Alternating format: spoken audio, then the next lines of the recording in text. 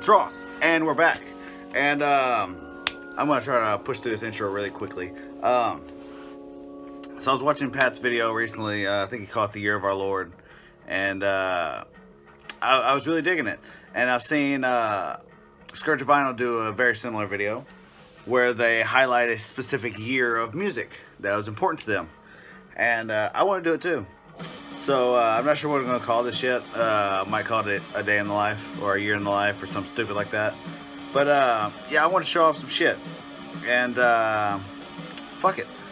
The year I picked was 2010. 2010 is a very special year to me. It was the year I really seriously got into music and focused on it. I listened to music before then, of course, but 2010 is where I got serious. I started my blog, American Aftermath, in September of 2010. I put out my first best of list. At least one of these was on that list. And yeah, it was a good time. Some fantastic heavy music came out in 2010, and I want to talk about some of it. So I pulled out 5 records here. 6 if you count what I'm listening to, but I'm not really going to talk about that. We're listening to Opus Eponymous by Ghost. Came out in 2010.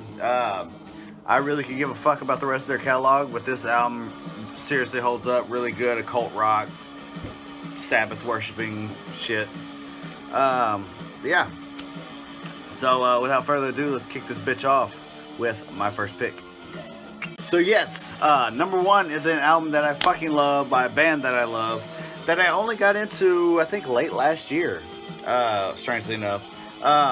This band is out of San Francisco, California, and they are Skin Like Iron. This is their album, Descent into Light. This came out 6 Feet Under Records, tagged on there. And if you don't know Skin Like Iron, you're doing yourself a disservice, because they are insanely powerful musicians. They're very riffy and D-beat driven, like metallic hardcore. Obviously influenced by bands like Minor Threat and Black Flag. I hate that fucking glare I'm getting. Probably have to fix that in the next one.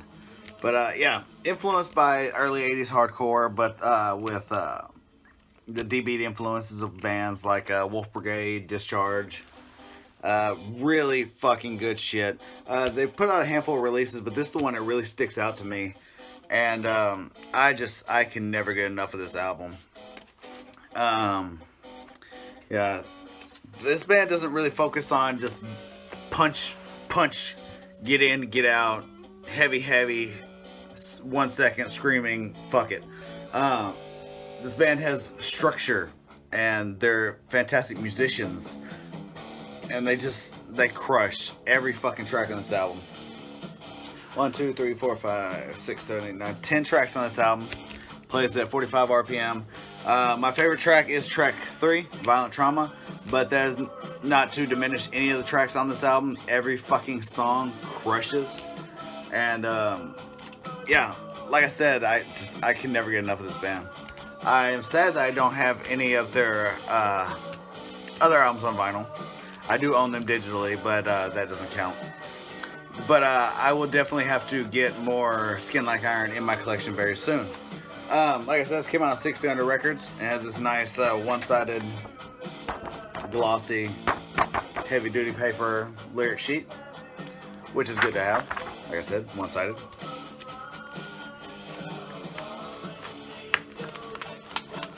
And like a lot of labels, like 8389 does this, Deep Six does this, 6 Feet Under does this. It's on this purple mixed marble. There's the 6 Feet Under Records logo on that side. And not much going on this side, but I do love Skin Like Iron's logo. Yeah, this is just a fucking hefty fucking album. I bought this for a couple bucks last year around this time. Death Wish was having a year-end sale, and I think I got it through that. But yeah, Skin Like Iron. If you're not familiar with them, please make yourself familiar. Get into it, because if you love that 80s hardcore tinge, but brought to the current day and doesn't sound like a worship band. Skin Like Iron are right fucking there. Alright, moving on to the next record in this bunch. One of my favorite bands. Really sad that they broke up this year, but we did get a ton of music out of them while they were around. And that band is Trap Them. This is Filth Rations. This came out in 2010, of course, right in between their albums Seizures and Barren Praise and Darker Handcraft. 4 tracks here, 2 of which are some of my favorite Trap Them songs that they ever put out. Digital Dogs with Analog Collars, and the first track, Carnage Incarnate, absolute crushers. I really hope you know Trap Them at this point, because if you're a fan of the crusty, just straight up anger-driven grind, then Trap Them are a mainstay. Band's kind of spread out. I think members in Boston, New Hampshire, Washington State. I'm not 100% sure where they're from, but yeah, they've been around for. They were around for 15 years, maybe. Not that long. 10 years, something like that. They were around for a fucking minute, and yeah, they broke up earlier this year, which really bummed me out. But yeah, they're still one of my favorites. I have a handful of their releases. I need to get some more to finish up. But yeah, love this artwork by Justin Bartlett, Uber Cult on everything. Just absolutely awesome artwork. All 4 tracks on here just fucking destroy. Just such a good fucking record. Front to back. Like I said, the first track and the last track are my favorites, but like I said with the last one, not to diminish other tracks on this album, because the whole thing is great. This is only an EP, and so just on black. This etchings on the, or not etchings, but scribblings on the label. You can't really see them on this light though. And then on the B side, this awesome etching. It's a segment from the cover art. Comes in a double-sided sleeve with the lyrics printed on it if you want to sit and try to read them. Good luck with that.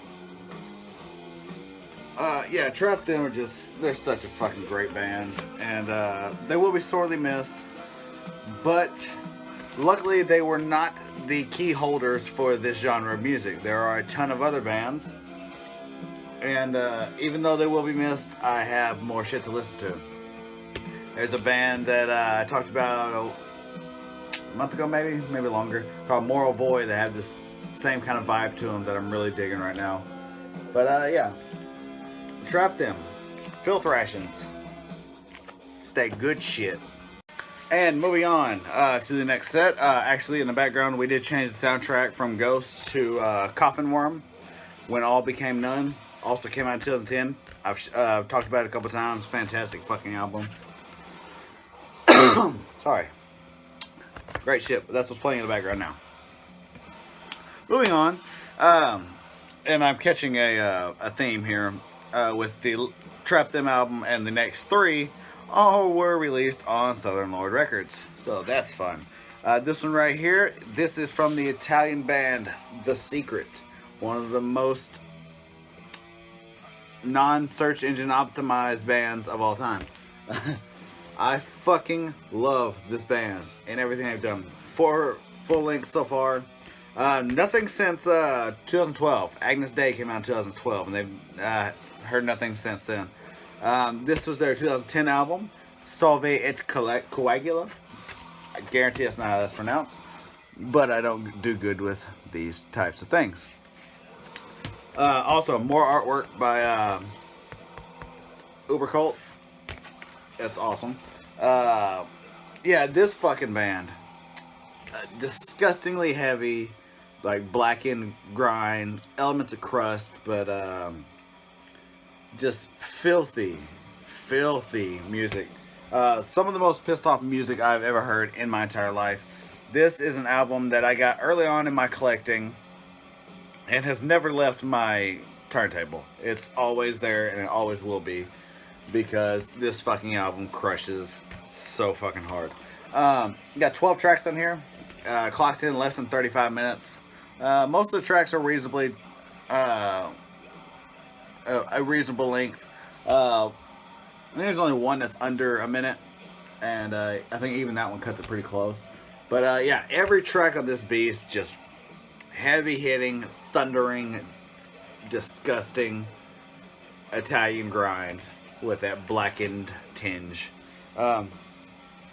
Does come in this beautiful double-sided sleeve. Image on that side. Lyrics and credits on this side. It is just on black. Yeah, I really hope this band is planning on putting out more shit because I never get tired of this album. Never. Also, props to Southern Lord for putting out proper fucking packaging. Heavy cardstock on the sleeves of all of these releases. Major props for that. I think Wyatt has given them props for their packaging before, and I gotta reiterate, Southern Lord knows how to package a fucking record the right fucking way. But yeah, that is The Secret with Salve et Coagula. Again, nope, I doubt it. But I'm running with what I got. That's this one. One of my favorite album art pieces of all time, by the way. Just fucking love this simple, matte, gold and black. Good shit. Good shit. And now, as we further press on, I present you with an album that I'm sure some of you are ready for me to stop fucking talking about, because I've shown it in a couple videos now, but I don't give a fuck. This is one of my all-time favorite records. It's one of the records that kicked off my collection. It is the record that inspired this shirt I'm wearing. This is Unsilent Death by Nails. This was my favorite album of 2010. First year I ever did a best of list, this album landed at my number one. And I fucking love this album. There's your layout there. I love the artwork. The artwork's what drew me in at first.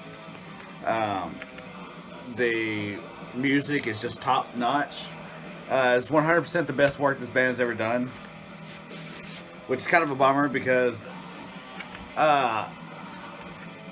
Abandon All Life was really good. It was not Unsilent Death. You Will Never Be One of Us. It had some of the elements that it needed, but it didn't crack that. I'm pretty sure You Will Never Be One of Us was still in my top 5 last year. I really like that album. It's a great fucking album. But Unsilent Death is definitely this band's benchmark. The first 2 tracks of this album alone, Conform and Scum Will Rise. If it doesn't take you to a special place, then I don't know what to tell you. This band did gain notoriety for this album, and like I said, it's gone slowly down and down to a lot of people hated You Will Never Be One of Us. But if you don't know Nails, well, and you should by this point, they are a power violence band out of Oxnard, California. Todd Jones, a beast of a guitarist, vocalist. Yeah, this album just, I've talked about it way too many times to keep babbling on about it. But, yeah, I love it. Traitor, my favorite track on this album right here. I love this thing. And a lot of people give Nails shit, and a lot of people say that the jock mentality of this band and this specific brand of power violence, if that's the right word, it's very jockey and male oriented, and a lot of people have put them down for that. Sorry. But musically speaking, solely musically speaking, this band it fucking destroys. And like I said, it's been one of my favorite records since 2010. It was one of the last albums I heard that year. It jumped to the top of my list. I actually put out a list and then had to redo my list because of this album. So yeah, I'm going to forever love Nails. I love their splits. I love their EPs.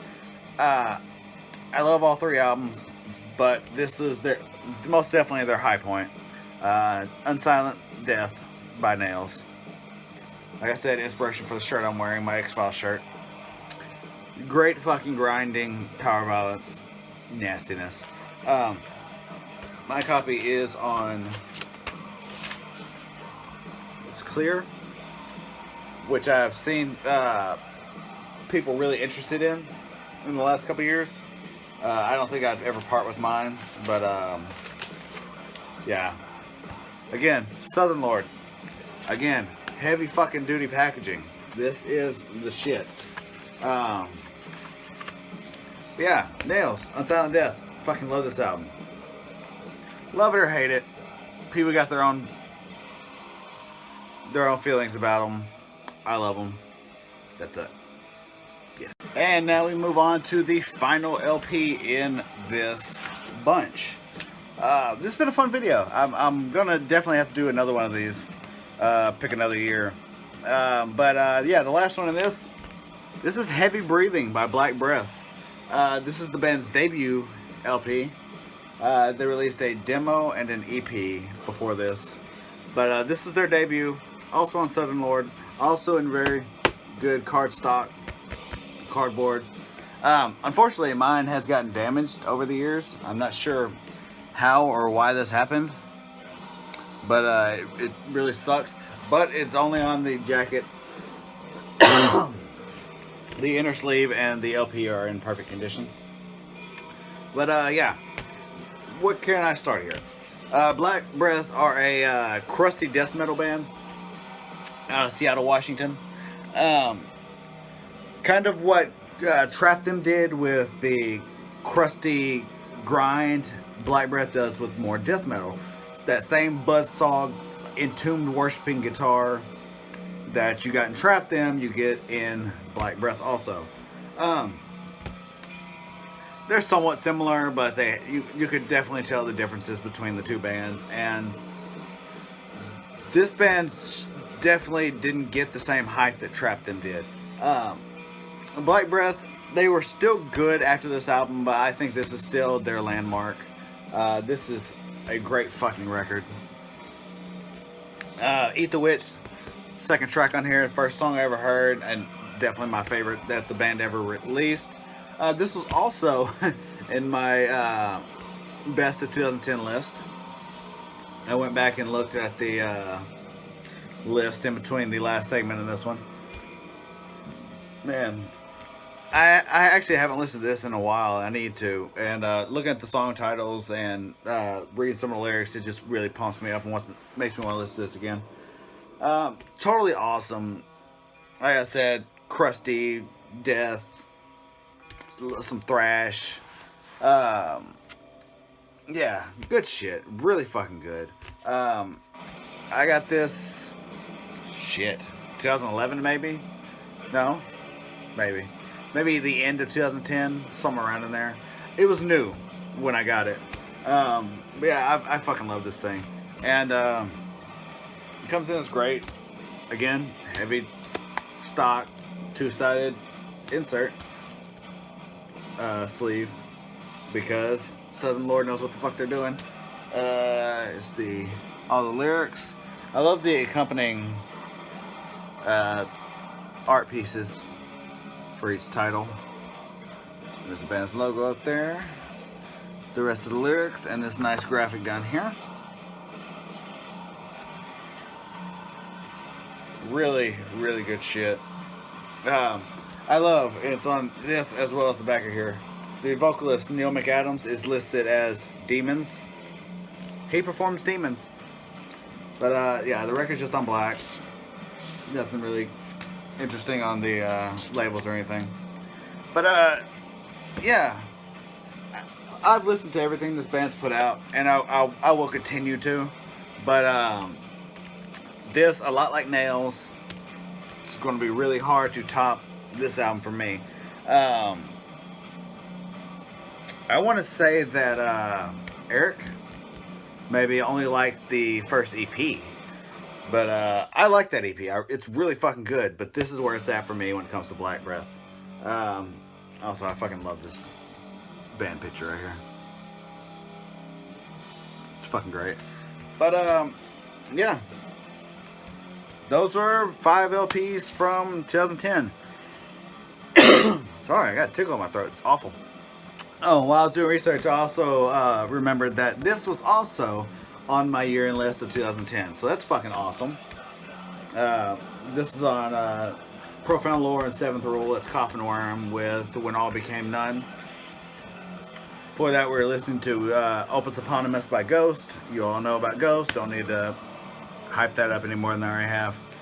But yeah, this was fun. Like I said, I'm going to do this again. Probably not before the end of the year because I have other shit to do.